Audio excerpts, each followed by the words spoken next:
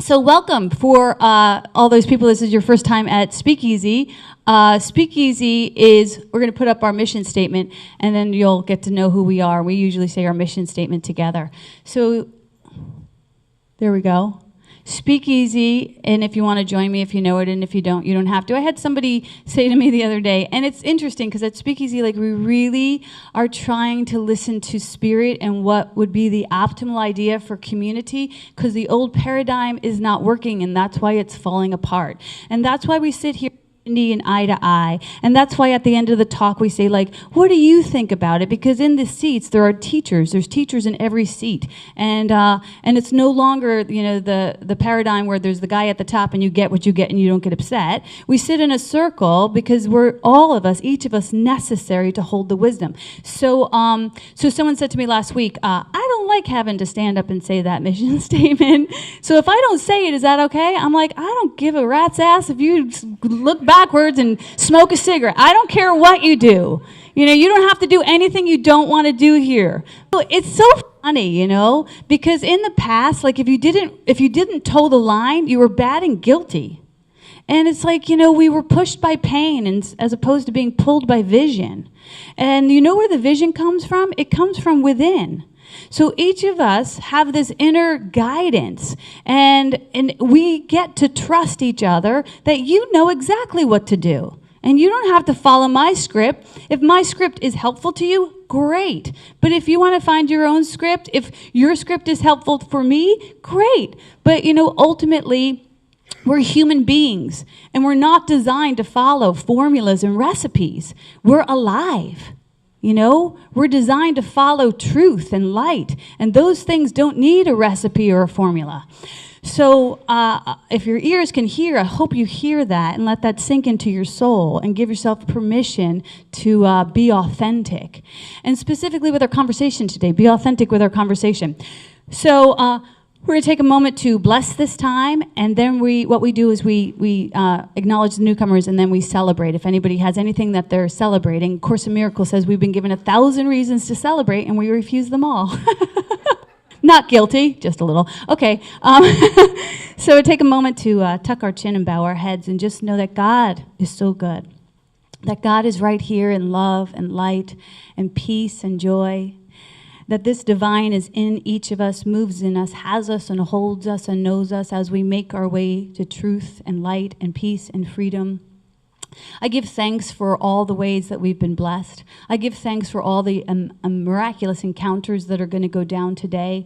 I give thanks for all of the aha moments, all of the awarenesses, all of the intelligence and wisdom that streams from each and every individual here, whether it comes in the form of word or a smile or a compassionate glance. I absolutely know and claim that we are each a part of this grand tapestry of God. I give thanks for knowing that we will continue to see miraculous encounters, and that this good is given to each of us today, not just for our own good, but that we might move from this moment being more fearless, more fabulous extensions of God's love. And so for this and so much more, I give thanks, and I let it be, and together we say, and so it is. Amen. All right, so are there any newcomers? Yeah. Raise your hand, because Joan's going to come around and give you a gift. So what she's going to give you is a kind bar. If you don't know the story about the kind bar was created by a man whose dad was in the concentration camps. And he was dying, and this soldier rolled him a potato. And he lived, and that's the story, the backstory of the Kind Company. And the boy grew up learning this story about his father, and his father said, that act of kindness saved me. Makes me cry. I share that with you because, you know, it wasn't until I was 45 that I got a sincere calling to come and start a spiritual community. And before that, most of the conversations that I had around, I want to be a minister, I want to be a priest, were, who do you think you are? You know, you can't do that. That's not a girl thing. So I became an actress for, 40 years, and that was fun. But then after that, and I'm sharing this with you because it might be something that you need to hear too. After that, after I was inundated with the who do you think you are, by the time I got to the sincere calling, the voice had turned inside me. And the voice in my head was saying, who do you think you are? And I had agreed with it. And so it was a real inner resistance that I had to fight against. And also, most of the vocabulary around priest, minister, bishops, popes, came with a hula hoop I couldn't jump through, which was the wrong body parts. So I say that to you again, too, because it will show up in a lot of different ways, right? So, and even the words sometimes prevent us from stepping into who we're here to be. So recently, because I do love words and I'm diligent about finding the proper ones, I found a word called celebrant. And a celebrant is somebody who is licensed and authorized to bring a moment of sacred pause to the conversation. And we are all that. And, this is the day the Lord has made for us to rejoice and be glad, to celebrate. We're designed for celebration. And that's why we celebrate here at Speakeasy. And in the next year, from September to May, we're going to move into a celebrant program. So if you're interested in being the spiritual authority in your life, where you're able to bless weddings and baby blessings and ceremonies, if you're looking to take your spiritual practices a little bit deeper and really allow yourself to be authorized by yourself and your spirit, where if you're really ready not to abandon that part of the conversation for you, I invite you to place it into prayer. There's a couple different components that come with that program. One of them is our live call, Miracles Live 365, which goes 365 days a year. But then there's just a gentle program that moves once a week throughout the year. And we move through it. Weirdly, the program has like improv in it, and it has storytelling in it, because these are the actual tools that will support you in stepping into that calling. So along with, universal prayer and affirmative prayer and spiritual practice and meditation and how to hold space and all those other really good things. But I wanted to mention that to you because I think it's important that we move into that idea of ownership of our own spirituality. Only then, because you cannot give what you do not have, and only then will you be able to actually make an impact on the world. And whether you get it here or whether you get it from spending a more intimate relationship with your divine at home, just get it. I don't care how you get it. We're going to facilitate that here, but I don't care how you get it, but just get it, because the world needs your light now. But I want to introduce Dr. Jon Mundy. So Dr. Jon Mundy is an author, a lecturer. He's the publisher of Miracles Magazine and the executive director of All Faith Seminary International in New York City.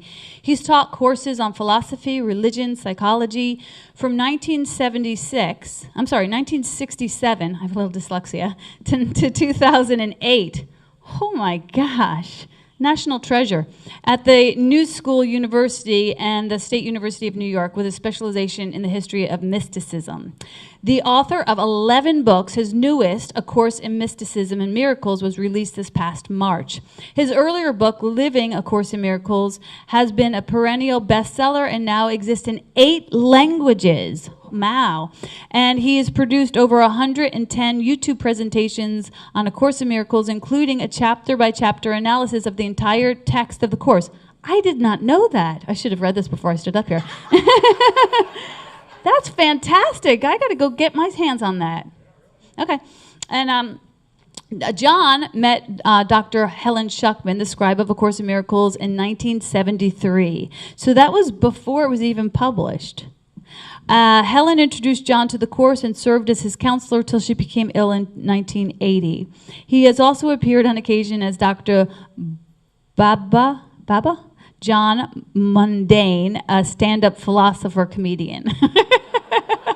So his talk is surely going to be speckled with wisdom and humor. Please put your hands together for Dr. Jon Mundy. Morning. It's nice being with you all in Chicago. I used to come to Chicago quite often, to Unity in Chicago, until the minister that asked me to come passed away, and I haven't been back since. But it's been wonderful having Maureen, and it's sort of interesting what's going on in the larger Course in Miracles community in the past 10, 15 years. We've seen people like Maureen and Marie Filippi and Jennifer Hadley and Lisa Natoli and all these energy-filled women coming around and sharing the message and with devotion and commitment. So thank you for that. I thought it's interesting what she said about the word celebrant and finding the word celebrate. You may know that there's story, that there isn't a scriptorium where a monk is copying down the words from one book to another, and all of a sudden there's a scream that comes from the scriptorium, and everybody comes running in, and they say, "What is it? What is it?" And he says, the word, it's celebrate, not celibate."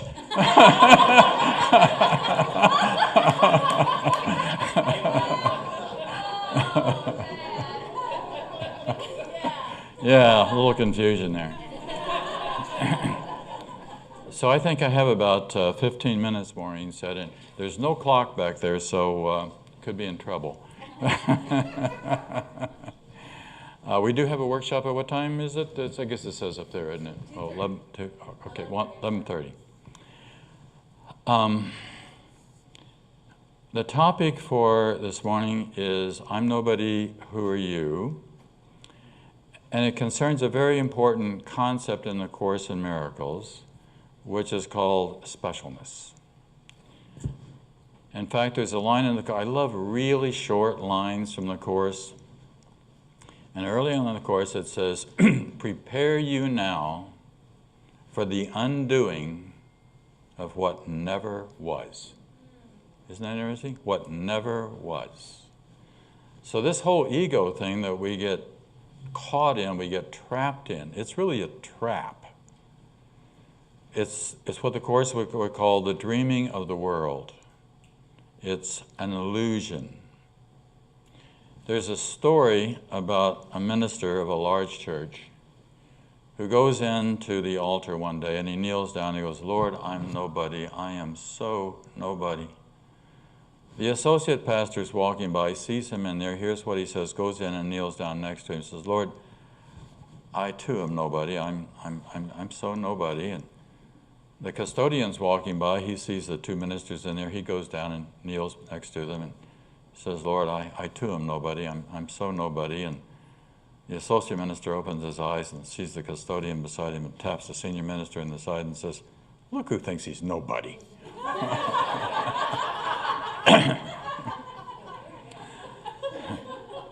So there's a line in the Course in Miracles which says, and I got a few notes just to be sure I do the quotes right, "You are not special, and if you think that you are, and you would defend your specialness against the truth of who you really are, how can you know the truth?"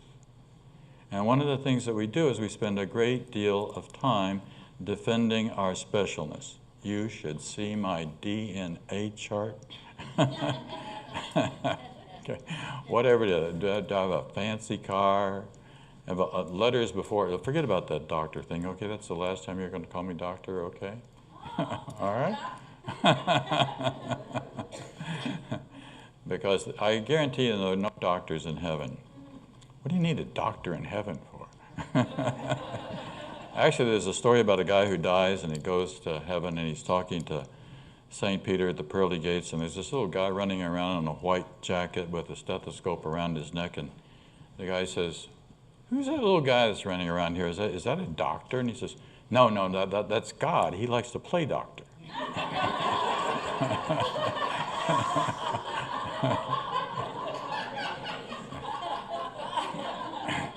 So I'm going to suggest 4 different ways that we might think of ourselves as being special, that are ways we kind of need to clean up in terms of our own lives.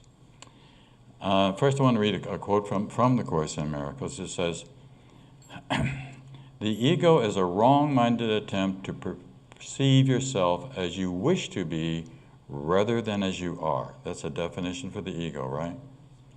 Yet we can only really know ourselves as we are because that is all you can be sure of.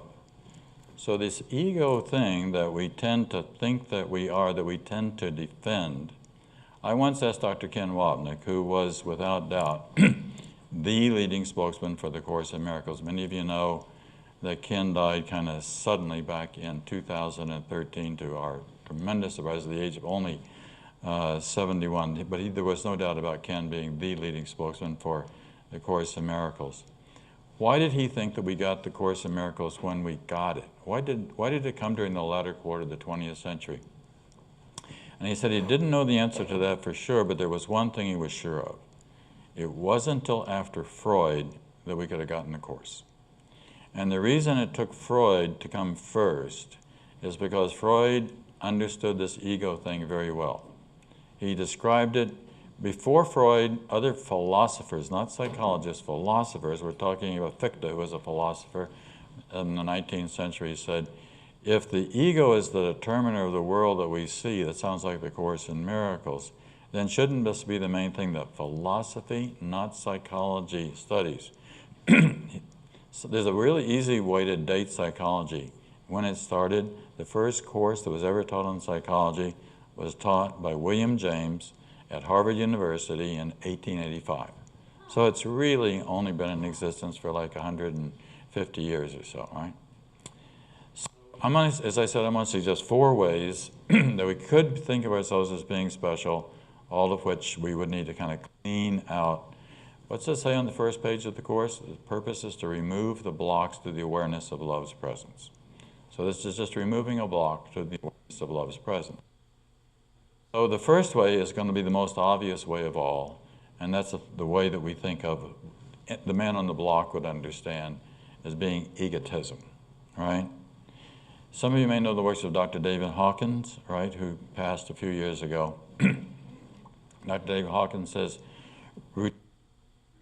one of the things you would not like to be is famous, because routinely famous people discover that being famous is odorsome and burdensome to them once the novelty of the thing is worn off. In the beginning, when it's a novelty, that's one thing.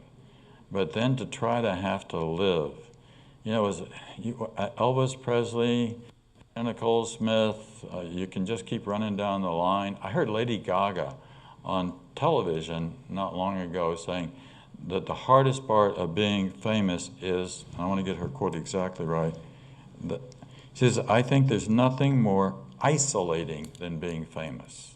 Isn't that isolating, separating, because people don't treat you as, you know, just a regular, we're all just people here.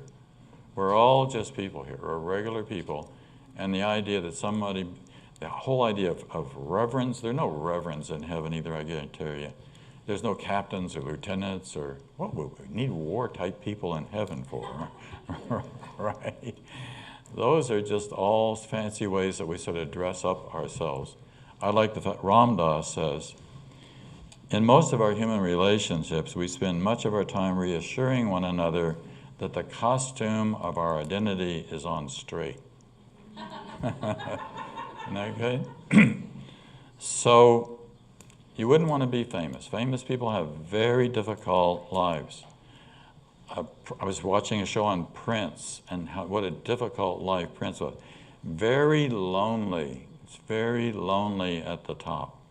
Marilyn Monroe, 3 or 4 days before she died, was interviewed by a reporter for, I think it was either Life magazine or Look magazine, one of the two, I'm not sure which one it was. You can actually watch this because it was filmed. So go to YouTube, type in Marilyn Monroe last interview. And just, excuse me. What she said in that was that she did not know who Marilyn Monroe was.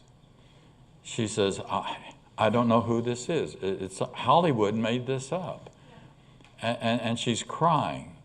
And she says, and I went along with it. I let them do it, but it isn't me. I don't know. I'm not a sex goddess. A sex goddess is a thing.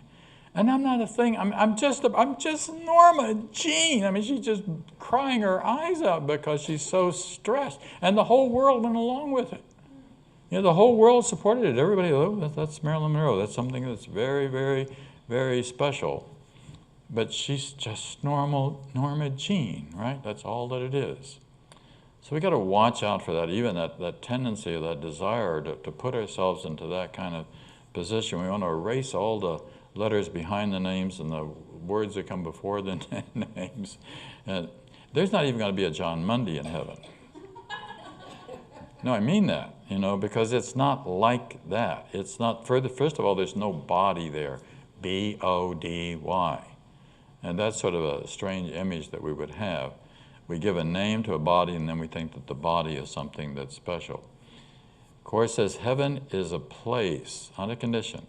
It is merely awareness of perfect oneness. And it's actually coming back to the remembrance of the truth of the reality of who we really are as a self, as the Christ, as a Son of God. The Course says, now don't get concerned about whether it's son or daughter or whatever it is you want to call it, because, well, there's no sex in heaven either. Sorry to tell you that. But I don't mean that. I mean, there's no division. There's no separation. There's no segregation. That's what we're going to say. So one of the things you wouldn't want to be is famous. Now, a second thing I'm going to suggest, a second way that we might think of ourselves as being special is that we're special because of our problems. Woe is me, and look how I've been dumped on, and look at all the terrible things that have happened to me. I've often said if you really get the Course, Maureen does these morning lessons from the Course. I participate once a week on Wednesdays. Lesson 31. If you really get lesson 31, you're going to go a long ways in understanding the whole Course. And lesson 31 is, I am not a victim of the world I see. I am not a victim. We like to be victims, let's admit it. We like to bitch and gripe and complain about things. Just notice when you sit down, I'm sitting with friends on a picnic table near the Hudson River last June, beautiful day. Person across from me tells this awful story about something that happened to her in hospital. And she no more than finishes than the person next to her says, you think that's bad? And it started going around the picnic table, right? And I could see it coming to me.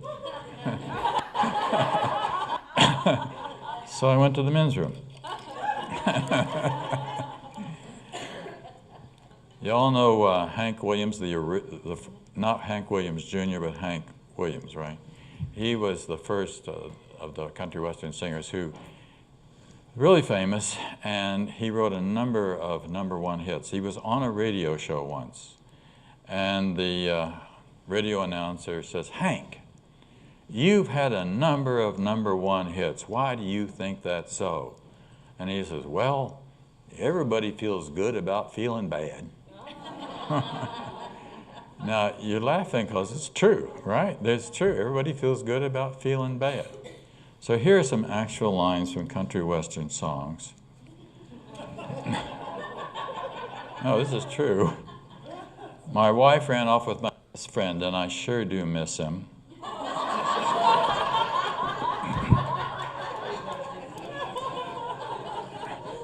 I'm so miserable without you, it's almost like you were here. I liked you better before I got to know you so well. Okay. How can I miss you if you won't go away?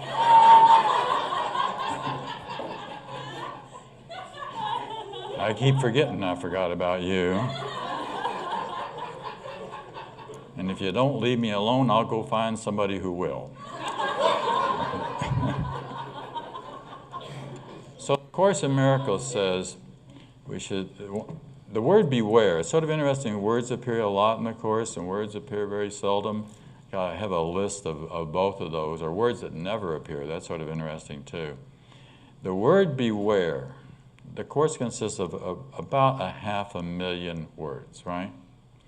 The word beware appears one time. And the sentence that appears in is, beware of the temptation to perceive yourself as being unfairly treated. We like to be unfairly treated, because then you can bitch. You can complain. And that's one of the things the ego likes to do. The ego likes to complain, because then that makes us special. So let's just watch out for the need to complain. So one way is because you're special because you're hot. Second way is because you're not hot.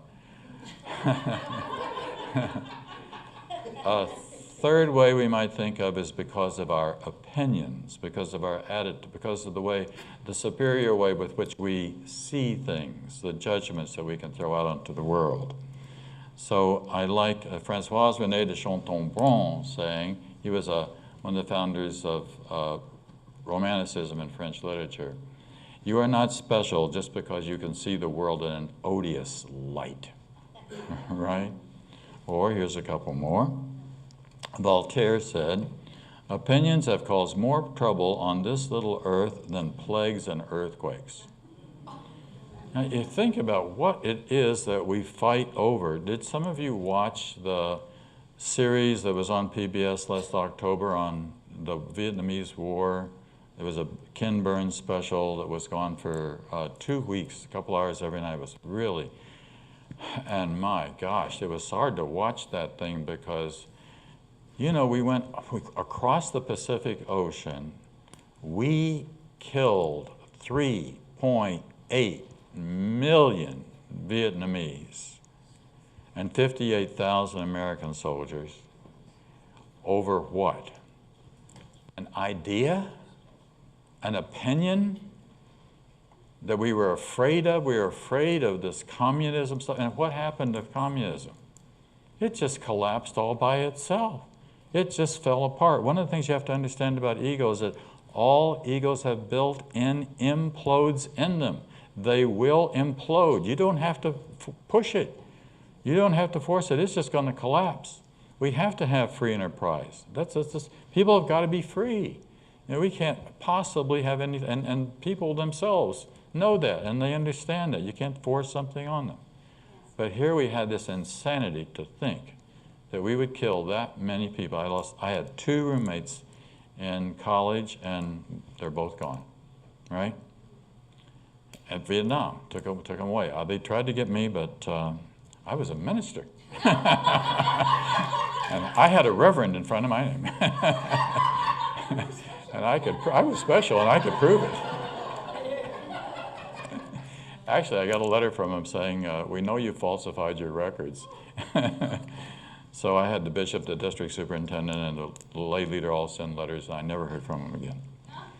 So another way that we might think of ourselves as being special is that we're special, and you really got to watch out for this if you're a Course in Miracles student. You're special because you're spiritual. You're a good person. You meditate. You pray. You fast. You eat a clean diet. You're not judgmental, so you're better than judgmental people.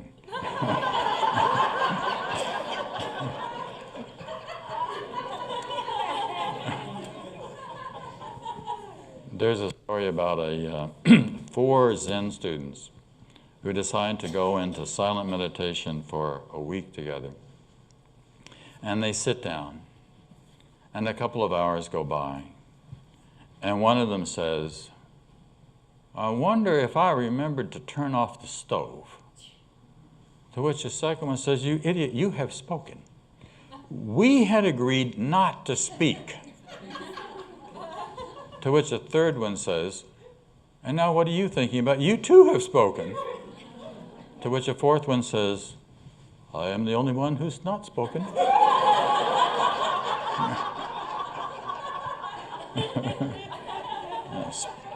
Spiritual specialness, watch out for that. All right. There's a story about 4 ladies down in Florida who are having tea together. And one of them takes a sip of tea, and then she says, you know, my son's a priest. When he walks into the room, all the ladies say, good evening, Father. Second one takes a sip of tea and then says, well, my son's a bishop. When he walks into the room, all the ladies say, good evening, Your Grace. Whoa. Third one takes a sip of tea and says, well, my son's a cardinal. He walks into the room and all the ladies say, good evening, Your Eminence. Woo! Fourth one takes a sip of tea and says, my son. My son is a 6'2" hard-bodied male stripper. he walks into the room and all the ladies say, "Oh my God!"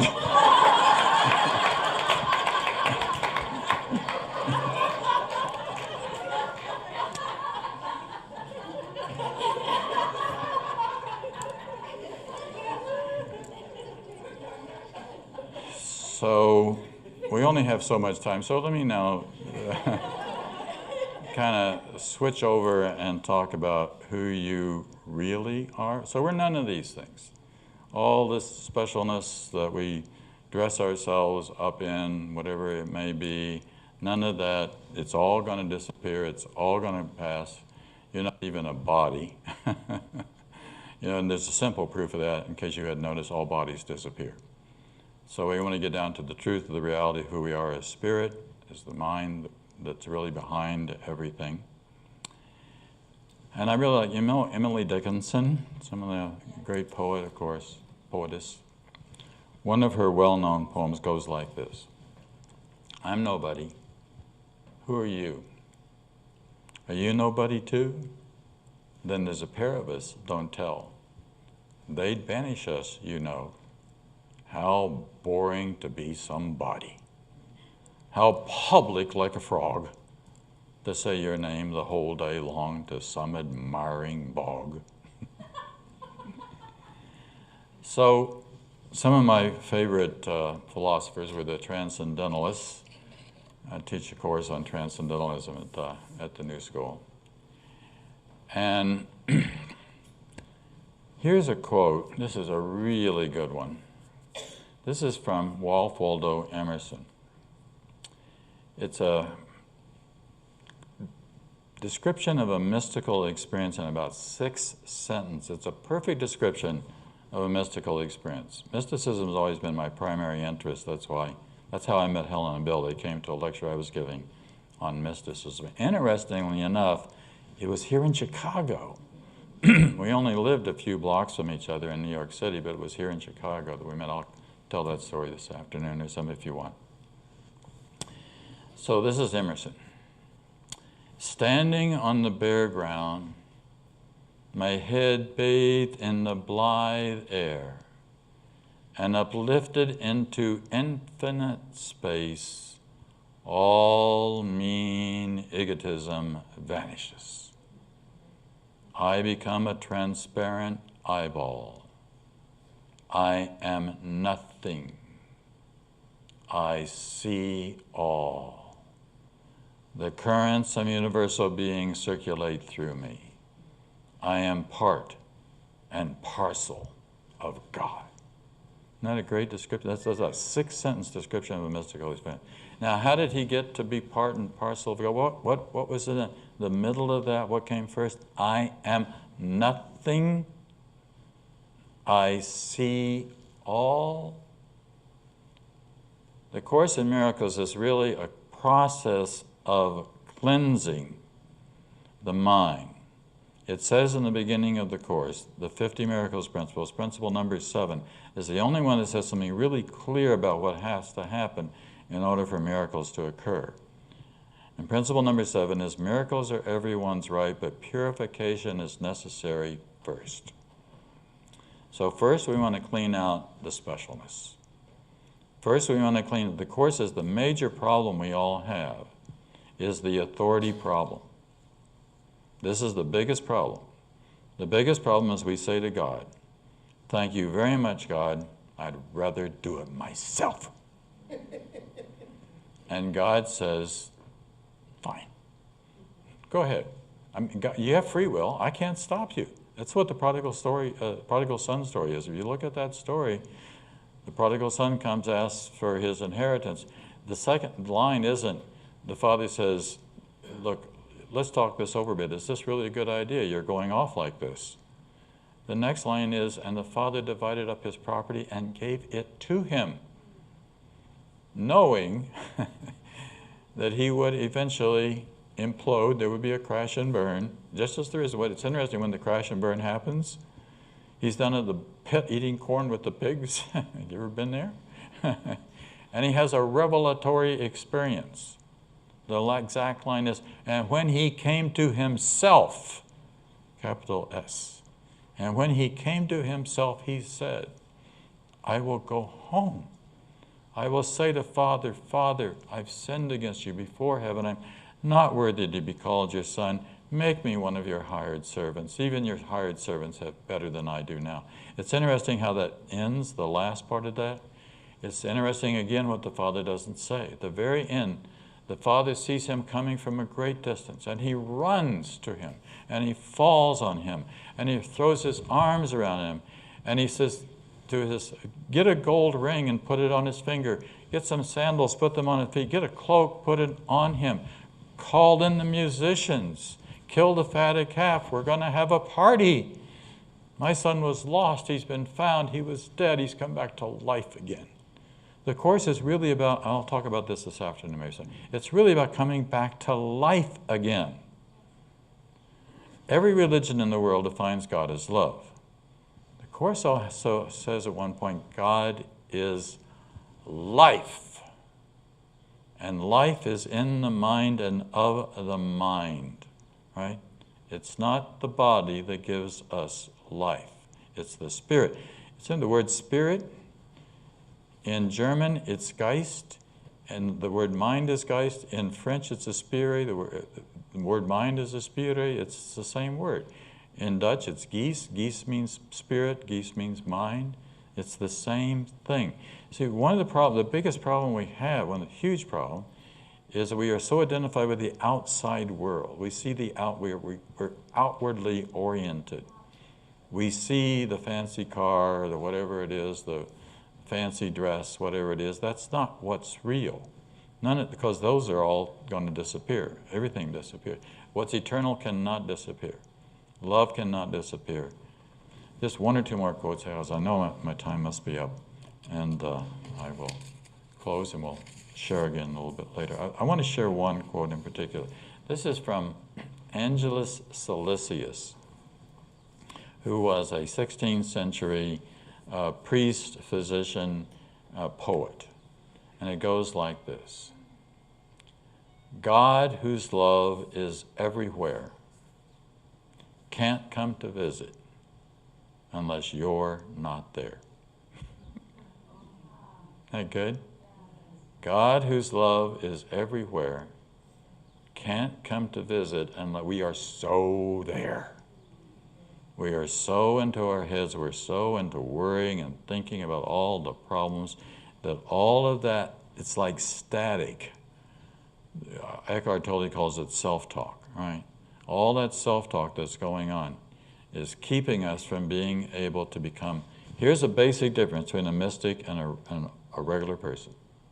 Basic difference between a mystic and a regular person is the ordinary individual, the regular person, is a projector. We are always making up the world we see. And the way we make it up is about evaluating it, right? There's a line in the Course where it says the ego analyzes, the Holy Spirit accepts. 2 3-word sentence. The ego analyzes, the Holy Spirit accepts. My wife says that her favorite line in the whole Course is, let him be what he is, seek not to make of love an enemy. That was especially helpful when we were raising our daughter, who was going through the terrible teens, which turned into, now she's 33 years old and giving us beautiful babies, and all that sort of stuff disappeared, right? So it's just a matter of remembering. The Course is all about remembering, or one word that I actually like better than remembering is to recognize. In other words, to bring back into the mind what the mind already knows. And all this ego junk stuff has nothing to do with who you really are. Amen.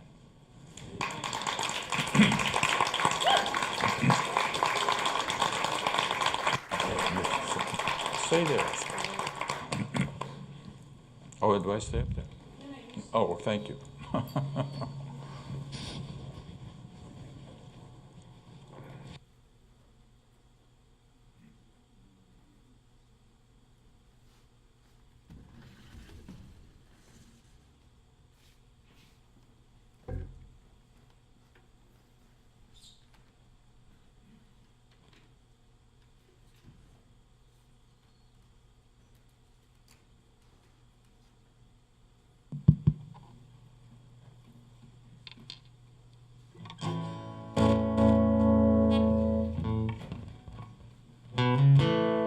ground beneath me shakes, uncertain where to go, what road I should choose. And I keep looking back and blindly walk ahead and stumble on what should be. I don't pretend to know where my life should go, and I can't change where I've been. I am where I am today. I'm not blaming yesterday.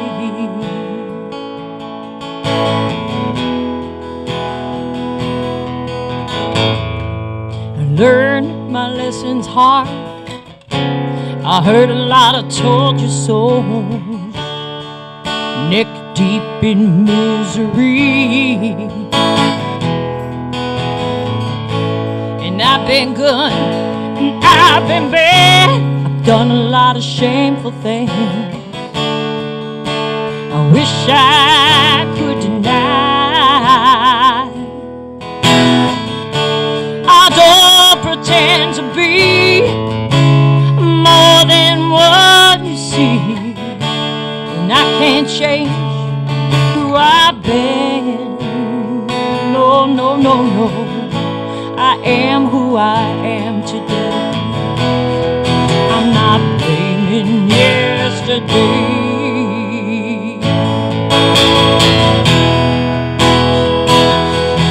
And all the times are tough and life is rough, I just have to let it go. I am who I am today, not blaming yesterday.